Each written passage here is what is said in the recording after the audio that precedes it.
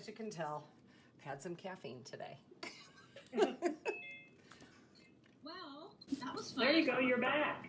I know, I am so apologetic. No worries. We have my phone recording the screen, so let's go ahead and get started for everybody. All right, so hey, without further ado, hey, thank you all for joining us today to talk about the Veterinary Innovation Summit and why you should come, what you should do once you're there. Hopefully a couple more people will join us as we carry on. But we have our hosts today. Very excited to have Dean Eleanor Green of the Texas A&M School of Veterinary Medicine hosting with us. Eleanor, want to raise your hand because I know everybody knows who you are, but just Yeah. As well as Aaron Massecar, who is the Executive Director of the Veterinary Innovation Council at NAPC. And Dean Green and Aaron are going to talk with us a little bit about why they think you absolutely should be at this event and what to do once you're there. So I think pretty much everybody who was on with us today is familiar with the Bridge Club. So I'm going to skip all of that kind of stuff. And we're going to get right down to the meat of what we're doing here today. So Eleanor, I would love it if you could kick us off with a toast, and then we'll start talking about this phenomenal event you guys having coming up in early April. Okay, before I toast, I want to introduce Jeremy Kinney, who is our program coordinator for veterinary innovation and entrepreneurship. And he and Aaron and I have worked pretty closely on this summit.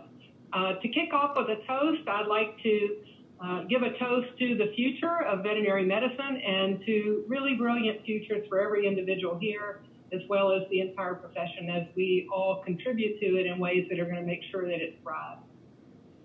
All right. Cheers. Cheers, Right, everyone. cheers. And thank you for being here. All right, so we're in year 3 now of the Veterinary Innovation Summit. Is that right? Yes. And I've been to every single one. Catherine, you went last year. So this will only be number 2 for me, so I'm excited. Yeah. Catherine and I have a deep affinity for this. We really enjoyed ourselves last year. We feel like it's incredibly important to the profession, but I would love Eleanor and Aaron for the two of you to talk about your passion. I think, Eleanor, if you could talk a little bit about how this idea got started in the first place and your passion for the project, and then we can take a little bit of time for questions and delve into a couple of other key points. Okay, if we talk about my passion, I think it would be easy to say that this is one of the most exciting things that I do and have done. And why is that? I think that veterinary medicine, which is a fabulous profession, is on the precipice of massive disruption. And the future is here, and it's changing rapidly at an unprecedented rate, and we simply have to be ready, not only to respond, but to lead. And I think if we don't lead this, things will happen to us and to this profession that we won't want to have happen. And I think it's, so again, this summit was to bring people together and talk about our future. And it was about bringing together a collision of different ideas and technologies, organizations, and people, and all of them who come together who are committed to advancing the future of this profession. So that's what this allowed, was a forum for those different people to come together and talk about different aspects. But again, to have all these ideas and people and organizations collide in a very receptive environment. That's really cool. Aaron, you want to dig into anything on that to enhance that conversation? Yeah, I think it highlights some of the things that are probably the most important about the Innovation Summit. And it really is about the people who are there. We have some amazing speakers, and not to take away from that. And the venue is also quite amazing. If you know Dean Green well, you'll know that building is very much a reflection of her. And so it's wonderful just to be in that space and to be around those people. But the biggest thing, I think, is just the message of positivity around it, right? So there's like a sense of renewed faith in the future of the profession. So you go to some of the other conferences, and not to knock like NAVC, obviously, that would be a bad thing to do, but there's so much forward thinking, there's so much optimism, there's just everything looks like potential for people who are there. And so that's been really exciting to be part of that. It's worth remembering, I think, that this was just kind of started as just sort of an idea by Dean Green and Adam Little, just kind of sitting around and saying, like, how can we make this impact happen? And so they took a chance on this new idea. And the fact that it's the third year running and that we're getting sponsorships like crazy coming in, tons of people wanting to speak and attend and all of these things, I think it really speaks to what's possible. And for these two people to sit down and take a chance on that and having this run so successfully ever since then, it's been really amazing to be part of. So year one, total attendance was what, a couple hundred, 250? No, it was approaching 400. It was like wow. 380, something like that. And then last year it was over 400. And this year we're really trying to cap the registration, because what we want is still that intimate feel, that ability to interact with each other and have small breakout sessions and not just sit in a large room and listen. So we have intentionally capped the attendance. You know, one of the things I think that really jumps off the page at me was Mark Cushing made the comment one time when he went, well, it was the first year, he said, this is where all the positive people are in the profession. I thought, you know, to speak to what Erin just said, it is. There are a lot of people in this room that are really wanting to do something impactful and be very positive about this profession. I think another notable feature of it was the first year we had this, the fourth speaker paused and said, you know, I'm the fourth speaker, and none of the first four speakers have been veterinarians. And so what they said by that is that, look, all of us see potential in the veterinary space, all of us do. And we want to work with veterinarians. We want to work with the veterinary profession. And then he paused again and he said, but we're not going to wait on you. And I think that's a powerful message for all of us in the profession to make sure that nobody has to wait on us, that we're right there leading along with the others who actually from the outside see the potential in our profession. Absolutely. The thing that's interesting too is the mix of people who attend, and maybe you want to speak that to a little bit too, because it's not just industry people who are investing money. It's people who are investing their careers and their passions too, right? So we've got a mixture of students and practicing veterinarians and who all else. It's a diverse group. Yeah, it's a very diverse group, and we have everything from students who say this summit changed their lives and opened their eyes to things they haven't seen before. We see practicing veterinarians who are obviously very progressive, and the progressiveness doesn't have anything to do with age. We have one gentleman who's very mature, who comes every year and sits on the front row, and he's a bovine practitioner, and he's outstanding, and so and everything in the age spectrum. We also have the startup company representatives, those who have seen these opportunities in the veterinary space for their entire career and their entire business, to the large businesses, to corporate veterinary medicine, to individual practitioners. And so the spectrum is there. And I think one of the things that always impresses me is that the more diverse the backgrounds, the better off you're going to be, and the more creative the outcomes are going to be. And so as we have our small great breakout groups, this diverse attendance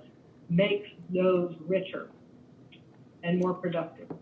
The engagement is really interesting across all the different individuals as well in the past few years we've been there. So beyond, what should people expect? If you are saying you've not been, or even for those who have, what should they be ready to experience this year? I know, Erin, you mentioned a couple of the keynote speakers that are going to be on board, and we've got an interesting boot camp going on Friday. So what are some of the highlights of this year's show that you want to make sure people put on their to-do list?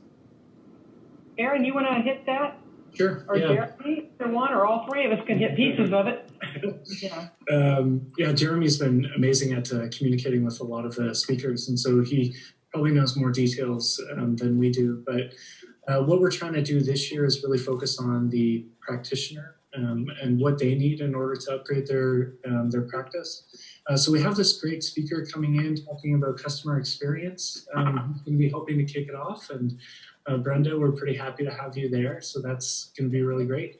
And so the whole morning on Friday is really around what are the things that practices need in order to kind of grow and adapt to the changes that are happening in the profession. So we've got things on customer experience. How do you have a customer focus in your practice? We have things on technology implementation. So what are the new technologies? How are they impacting you and your practice, and what can you do about those? And then we have some things on team dynamics and culture. So things like the human-animal bond and fear-free. These are more than just stickers that you can put on your windows. These actually help to change the internal dynamics of your team and make it a little bit more of an exciting and inviting place to be. And then we have breakouts after that. And then we go into the rest of the full program. So we have a reception, we have dinner, we have all of that sort of stuff that's happening on Friday.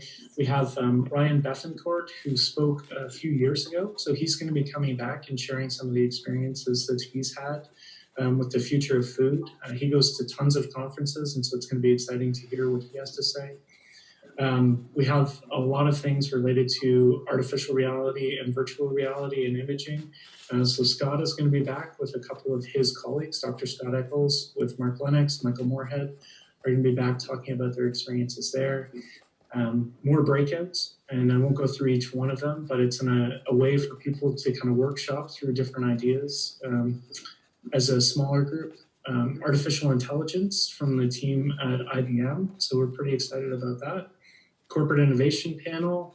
A lot of people have told us that they like being able to hear from the leaders of the larger corporations and what they're doing and how they're thinking about innovation. So we have some of that happening. We've got fireside chats like we've had in the past. We've got a big panel on telemedicine.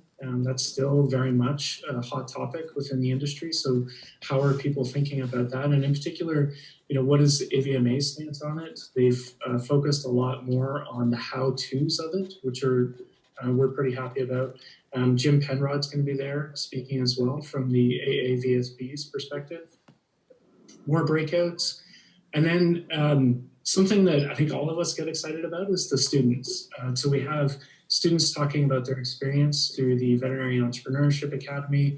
We've got an Aggies event that we ran a little while ago. So that's kind of like a hackathon, although the organizers don't want to use that term. It's very much like a hackathon where they think through different ideas. So we're going to have them presenting those ideas. So it's just how have they solved the problem within 48 hours? So I think that's going to be really interesting. And then a startup pitch competition. So we have the exhibitor space solely dedicated to startups, just like we have had in the past. Now we have a pitch competition where they're going to be pitching for, I think the final amount that we've been able to confirm is $10,000 Wow, nice. for those startups. So really happy that we have sponsorship from Covetris to help us with that. John Ayers will be speaking Sunday morning and talking about innovation from the perspective of IDEX. We've got Pet Intimate Project talking, and then one of the things that kind of hard to contain our excitement about is Daniel Kraft from Singularity University is going to be there. Dean Green worked really hard to pull him in, and Mars has agreed to sponsor it. So really, really happy that they're going to be there, and that'll kind of kick us off for the finality of the conference. If you don't know about Daniel Kraft, not a ton of people know about him, but if you know about Singularity, you'll probably have heard of him. It's all of the things that are happening in human healthcare, and then we're going to be translating those into veterinary care. So what are all the latest advancements, and what does that look like when we bring them into veterinary medicine? One of the things I know I learned from the start is you want to be there start to finish because it is so action-packed from literally the minute you get there until that very last closing statement. But there's absolutely nothing that you want to miss at all. So for those who haven't looked at flights yet, you do not want to be leaving early. We totally recommend you stay till the very last comment has been made along the way. I wanted to make a couple comments to add to what Aaron has said. First of all, we couldn't do this without our sponsors, and they have been very, very receptive to helping us out with this program because I think they've seen the quality and seen what it means to them and to the profession to do this. And the comments about Daniel Kraft, it won't be long before everybody in veterinary medicine knows who he is. He has focused mainly in human medicine and mainly at Singularity, and he has a wonderful conference that's called Exponential Medicine. It is about a $5,000 fee to go to that, and it's a few days, 4 days, something like that. We sent a couple of people there, and it's absolutely outstanding, and he is adapting that for veterinary medicine. Oh, wow. Interestingly, he has a daughter interested in this field. He's a pediatrician himself, and he has a daughter interested in veterinary medicine, so we think he's going to really dive in, and so probably be a part of what he does in the future for that reason. I think the other thing I wanted to comment on was telemedicine. It wasn't very long ago that people were pushing back on that, and should we even do it in veterinary medicine? And we had large organizations to small organizations to state DMAs saying, no, we have to see the animal, we have to touch the animal, and that there's no way we could incorporate telemedicine. And now it's more like how, and we love that. It's another reason for the Innovation Summit is that, if we don't do this, it's going to happen outside of our profession.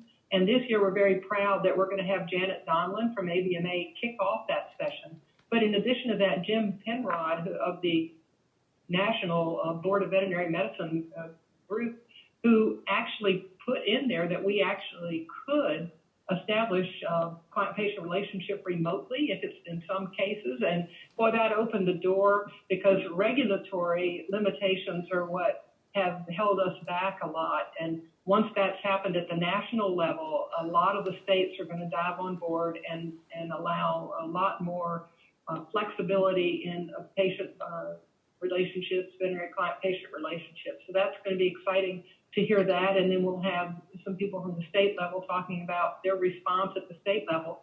And then what's happening on the veterinary side, the medical side, what are they actually doing? And then what are we doing on the veterinary side? Because we have hired, I think it's the first full-time individual to do telemedicine in our hospital, because we want to flesh that out and pave the way for others. And so that Lori Teller will be speaking on that as well. So that's going to be a great session. And then with respect to artificial intelligence, we have John Awada from IBM, and he was on the team at IBM with IBM Watson when IBM Watson won Jeopardy. So he's got a lot to say about artificial intelligence. So this is going to be a dynamite program. I remember in the evaluations from the first year, one person described it as a Disney wow. And we want to make sure that this year is another Disney wow. And I think the program's shaping up to do that. Gosh, it sounds like it's going to be phenomenal. Every year has been great. And this one, it sounds like it's totally taking the cake as far as the first 3 years anyway. So questions from people who have dialed in to listen. We've been sharing a lot of information and a lot of enthusiasm for what's going to happen. So do you have any specific questions about the programming, about what to do when you get to College Station? There's a lot of great social networking that's a part of it. So Andrea, Stacy, Jess, anybody? Will? No? Are we giving you what you need? Yeah, I think. Oh, sorry. Go ahead, Andrea. Dig in. Sure. One of the things the reason I'm here today is this will be my first time coming. I'm really excited. I've been hearing about this now from Aaron for a bit, and so my big thing was trying to get a handle on some of the networking events and being able just to be exposed to, as you said, people with really fun, positive outlooks in terms of innovation. And so I represent Vet Prep. We have the idea competition for veterinary students. And so we're always looking to find ways to partner with companies that really are wanting to promote innovation within the veterinary field. So in terms of, I was taking a peek at the schedule. Over and above that, are there ways to connect with like-minded people that you would suggest? Jeremy? Eleanor? Yeah, Jeremy, go ahead. Sure. So part of the feedback that we've seen in the past was, like you asked, Andrea, more networking opportunities, more breaks and everything like that. We started out having a lot more break time this year. As Brenda alluded to earlier, it ends up being kind of a jam-packed thing where you don't want to miss a beat. So fortunately, we've had to scale the breaks back a little bit. And even with that, we're still leaving out a lot of great ideas that we could be incorporating this year. But we do have more breaks built into the schedule than there have been in the past. Obviously, Friday evening is going to be a great networking opportunity, with the reception and then the dinner that follows after. Aaron mentioned that Ryan Bethencourt's going to talk about the future of food. That's going to be a 20, 25-minute presentation from what we understand. He's not going to be going on for an hour, so we're going to end relatively early that evening and not have a lot of speaking time built into the evening period. So you'll have plenty of time to network during that session on Friday evening. And then Saturday evening as well, we've scaled that reception back to be from a 2-hour event to a 1-hour event, with the idea that people are going to want to come together to network and talk and get away from the conference for a little bit, go somewhere for dinner, go see what they want to see in College Station. So we'll end a little bit earlier on Saturday so they have that opportunity now to do those sorts of things. And then the other big thing that we changed this year is, Andrew, you said you hadn't been previously, but Brenda, you can allude to this, and Catherine, you had been previously as well. The breaks were in between the breakout sessions and the main presentations. The main presentations were in the large auditorium room, and then you got to go to a different building for the breakouts. This year, we're keeping every single thing in the main building, so there won't be as much travel time in between. You don't have to spend 10 minutes walking to, trying to find your room and all that stuff. Everything is in the same general location, and that will also keep all the people in the same location to make networking opportunities better as well. There's a lot of ad hoc stuff that goes on, Andrea, and also Catherine and I might suggest you consider coming to our whiskey meetup. I was hoping. I haven't seen anything about Yes, that. that's all coming out right after this. Yes. Exactly. I'm there. Count me in. Yeah. So that's kind of just a fun little meetup at the George Bar on Saturday after all the official activities are over. And generally, it's a good group of some very forward-thinking individuals across all levels of industry. So you'll put that on your calendar. I know as soon as we count on that on Saturday evening. But if I can give one piece of advice, because it is very, very hard because you don't want to miss a beat. This is such an important statement, and you don't want to miss a beat at all. And so do kind of I would recommend a list of people you want to talk to and try to beeline for them first. And then that way, because there's a lot of ad hoc stuff that happens as a result. I would encourage grabbing your granola bar and stuffing it in your back, because you get too busy talking. You don't necessarily get to do that. It's really incredible, and take the bio breaks as needed as quickly as possible, and then get back into it. Brenda and I both been to the Banfield Summit. We've been invited to special VIP events before. This one is hands down my favorite of all time, and I've only gone one time. But I've bragged about it because the content is so rich. You do not hear this content anywhere else. You are literally being in the same room with executives that you never thought you'd ever have the opportunity to. And the coolest part is we're all trying to get the seat that we want, and do not get up in the middle of a presentation because they're loud. The seats are loud. So you don't give up about that. But it's awesome. It's absolutely awesome. So I do encourage, have that list so you can ticker it off, because before you know it, the time's going to be gone, and it goes really fast. So quickly. Yeah. Good. That's great. That's really great advice, Catherine. Absolutely. And Andrea, I have a tip for Andrea on the networking piece. What I did last year is I made a list of people that I wanted to connect with, and I connected with them a week or two before the event and made sure I had their cell phone number in my phone so we could text when we got there to make sure we find a designated place to talk. That's super smart. That's a really good idea. Yeah. There are a bunch of little areas around too where it's easy to grab a little spot, kind of, up into the mouth. Yeah. We do have a lot of space to talk, and if that's anything you want, we're glad to help you with that. And since we're not using this other building for parts of the program, that's a great place to go and visit with other people, because there are quite a few rooms of varying sizes over there that would be private. Cool. All right. Thanks. All right. Erin, did you have something you wanted to comment in on here? We're getting to even though and I'm so apologetic to everyone again for my faux pas here with not the recording start, but make sure we get all the conversation we need to. Yeah, just Andrea, we talked about this before with other events and stuff, but if there's anything that I can do to help set up some of those meetings, I'm happy to work with you or with anyone else. Just shoot me an email and say, these are the kinds of people that we're interested in working with. My email might be changing, but I'm sure that we'll figure out a way to connect. Okay, sounds good. Thank you. So I think everybody on the phone, is everybody on the phone, everybody who's on here on the conversation registered to actually attend already? Is there anybody? Good. Okay. All right. But So I do everybody's think let's give registered. how to do it, because as this video gets pushed out, I want to be sure people have it. And I'll put it on the screen as well. Okay. Perfect. The other piece about that, if people are interested, don't wait till last minute. We are, again, capping the attendance. And so don't wait till the last minute and decide, oh yeah, I would like to go now, because there might not be a spot, and that would be a shame. I will say I bragged enough that like Chris Carpenter is coming. So I can say it's just a few people he's like, oh, I wasn't sure. And I'm like, you've got to go. And so he just sent me a note yesterday and was like, I'm going.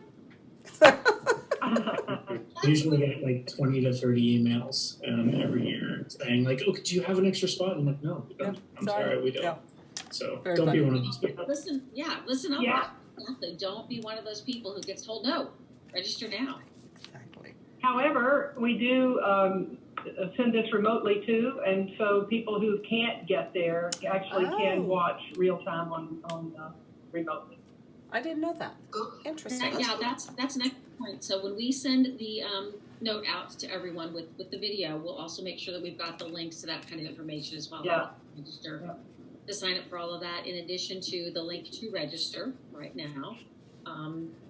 So we are at 1:30 Central Standard Time, basically. So if anybody has to leave, we absolutely understand. If you would like to hang around for a few minutes more, I think Eleanor and Jeremy and Aaron have a couple minutes more that we can answer a couple more questions or get some more insight.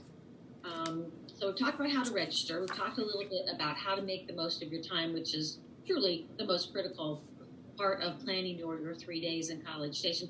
Catherine, do you I have a do. question? So I've been bad, and I haven't actually fully looked at the agenda. So I am not sure. Can you guys walk through there was a little bit of a theme last year to the breakouts. Is there a kind of a theme of what to kind of expect content-wise? Yeah, I can talk about that. So we have, I can just give you the titles. We have Virtual Care, and Jess Trimble is going to be presenting with Roland Tripp. We have Innovation in Education. We have Feline Pain Management, new innovations there. Globalization, we have somebody flying in from the Netherlands. We have CBD in the veterinary world. We also have the Veterinary Futures Commission is going to be talking a little bit about their upcoming initiatives, a little bit more on the telemedicine part, so legislative Q&A. So Mark Cushing is going to be there. I think he knows more about the legislative side than anyone else in terms of what the states are doing and what that looks like. Blockchain in education. So LMU, Lincoln Memorial University, with Jason Johnson, Ethos, with Pat Welch. They're going to be leading that. IDEX, I don't know if we've finalized that one, but Ivan is likely going to be presenting. So he was the founder of SmartFlow, so he'll likely be presenting. And then we have somebody talking about biomarkers from the Mars team. Nice. So a pretty broad spectrum of different topics, and that's kind of what we're aiming for, is that, there's nothing in particular so that we don't leave anything out, but those are the main ones. So last year we had that unconference idea where people were presenting ideas and then we would vote on those. It just became a little bit too cumbersome and people got confused, where is this and when's it happening? So we just have the schedule set for this year with these topics that we're pretty happy about. Perfect. To comment on the Veterinary Futures Commission, the American Veterinary Medical Association and the Association of American Veterinary Medical Colleges put together a Veterinary Futures Commission with 9 people, and they've been working all year on coming up with what we think the future of veterinary medicine is, and a report will come out from those 2 organizations. And so we're using the Veterinary Innovation Summit to have a breakout session for this group of dynamic, wonderful people who attend to tell us in case we haven't missed anything. So think about what you believe the future might be and come to that session and share your ideas, and they'll get incorporated, because it needs to be more than 9 people's idea, right? Yeah. And so this is a way to have an open forum and really connect with this group of people to find out what they think the future is going to be in whatever area you want. That's awesome. Yeah, this is going to be a phenomenal. It's going to be a phenomenal 3 days. It's going to be a lot to cover in 3 days, obviously. So we're going to walk away with our heads kind of blown, I think, from all the ideas going through our heads. Any questions, comments from the group? Who will join in? Catherine Darrell said to tell you that the orange sticky wasn't him. At the beginning, the orange sticky. That wasn't me. I don't have an orange sticky. Okay, well, there we go. Now we know. Now we know it wasn't him. That's funny. Oh, too funny. Too funny. Well, we totally appreciate that, obviously, Eleanor and Jeremy and Aaron have taken time today to talk about this, that you all have taken time from your busy day to join us and listen in to what's on tap for this year, which is going to be phenomenal. We are going to edit this video and we're going to put this out to make it visible for others to be able to see the conversation that we've had and what they will be missing if they don't register ASAP. To come to the Veterinary Innovation Summit. So we hope we'll be seeing a lot of people there. Any more questions or last comments that Jeremy, Eleanor, or Aaron would like to give before Aaron gives the toast? I think the only thing I'd say, I came across a quote that says, when all think alike, no one's thinking. And that's the beauty of the diversity of the attendance at this conference, is that we got a lot of people thinking different ways that are bringing their thoughts together, which really maps us a much better future. I like that. I like that. It'd be wonderful to be back on the lovely campus again and experiencing all this brain power, working together to do these things. And we have some new good restaurants. We'll let you know about them. Send those and we'll put those in the follow-up email Oh, yeah, as well. please do. On the Break Club. Yeah. Yeah. Absolutely. Okay, terrific. Aaron, your parting thoughts. All right, so a virtual toast until we get the real toast in person 1 month today. So looking forward to having a drink with each of you. Some will just have soda, but the rest of us will be drinking. All right, cheers, everybody. Cheers all. Cheers. Bye. It looks really big.